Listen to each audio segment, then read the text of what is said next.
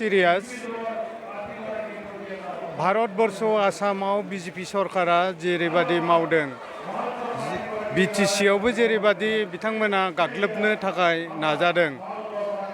बिजेपिखौ BTC एरियायाव गायसननायनि थाखाय जेरै बिथांमोना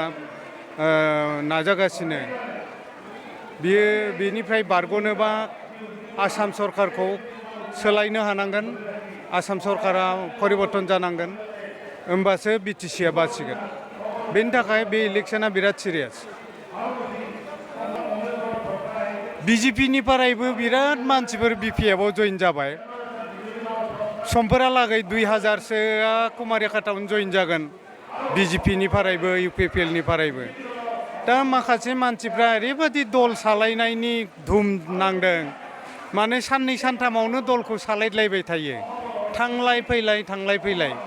दा बेफोरबायदि दल सालायग्रा मानसिफोरखौ लानानै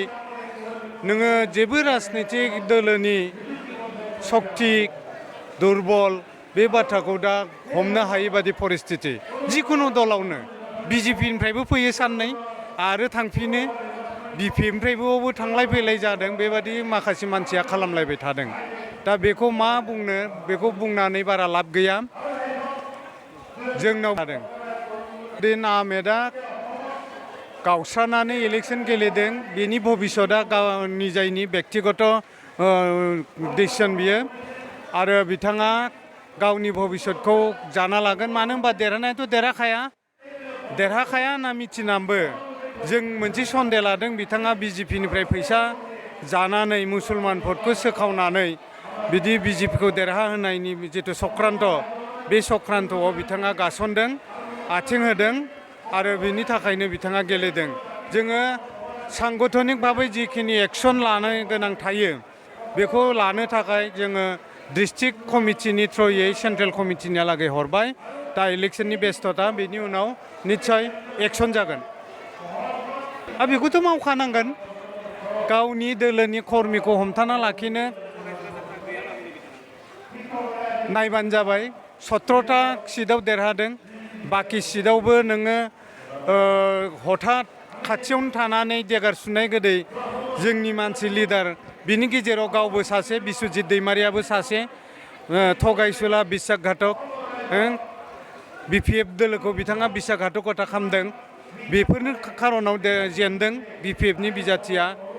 गणेश कछारी आं लोमसावखौबो फेजेनहैदों दा बिदिनो बेयाव खाथि खाला बियो फेजेनलाजोबदों दा बेनि थाखाय नोङो बिपिएफ दोलोआ दिनैनि दिनाव मोजां नंला माबा नंला होनना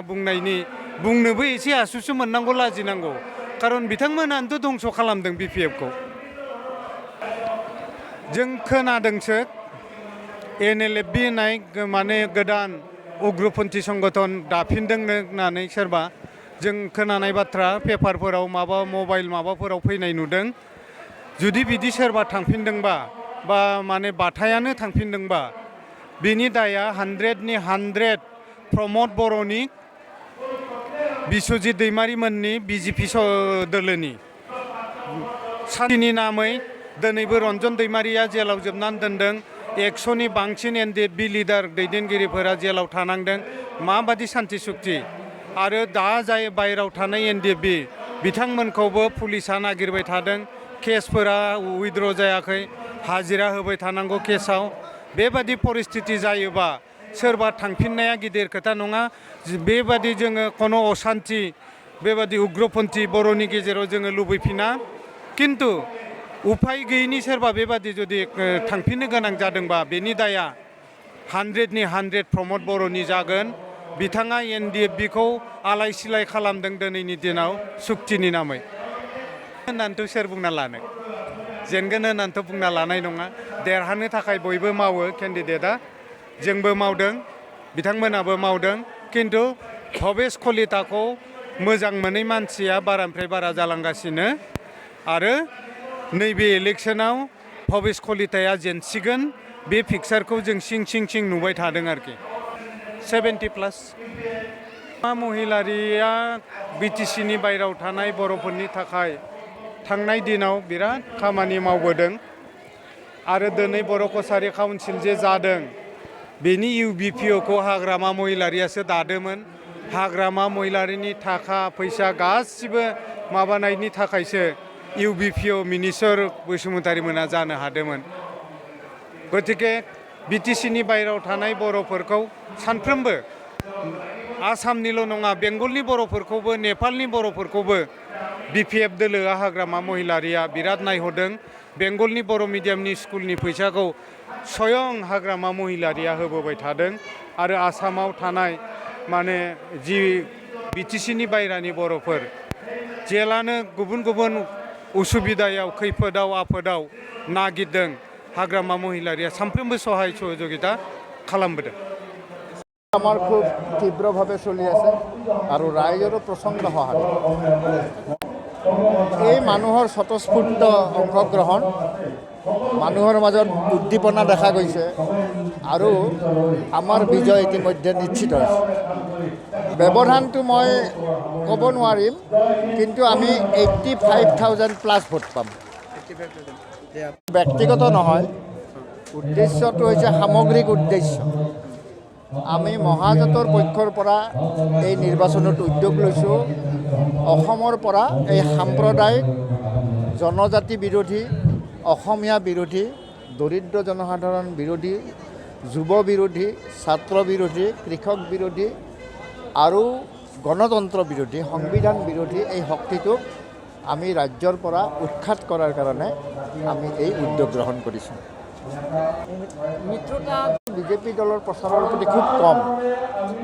কিন্তু তেওঁলোকে টকা পইচাৰ খেলা খুব আৰম্ভ কৰিছে আৰু মই ভাবোঁ যে একাংশ যদিও তেওঁলোক বিজেপিৰ সমৰ্থক নহয় বা বিজেপি বিজিত হোৱাটো বা বিজেপি চৰকাৰৰ পতন হোৱাটো নিশ্চিত বুলিও জানে তথাপিও একাংশ মানুহে পইচাৰ কাৰণে হয়তো তেখেতসকলৰ ওচৰত চাপিছে কিন্তু এই চাম মানুহে কিন্তু বিজেপিৰ বিপক্ষেহে ভোট